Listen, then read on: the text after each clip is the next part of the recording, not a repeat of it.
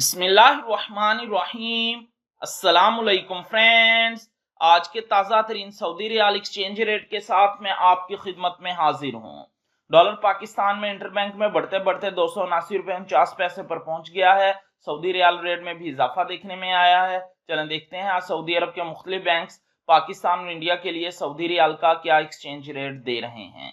Western union Pakistan के लिए 73 रुपये 59 पैसे, इंडिया के लिए 22 रुपये 6 पैसे। मनीग्राम पाकिस्तान के लिए 73 रुपये 57 पैसे, इंडिया के लिए 21 रुपये 98 पैसे।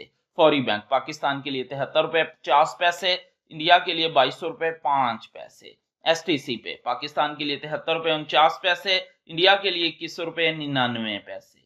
इंजाज बैंक पाकिस्तान के लिए 73 रुपये 53 पैसे, इंडिया के लिए 22 रुपये 7 पैसे। क्विक पे पाकिस्तान के लिए 73 रुपये 49 पैसे, इंडिया के लिए 21 रुपये 98 पैसे।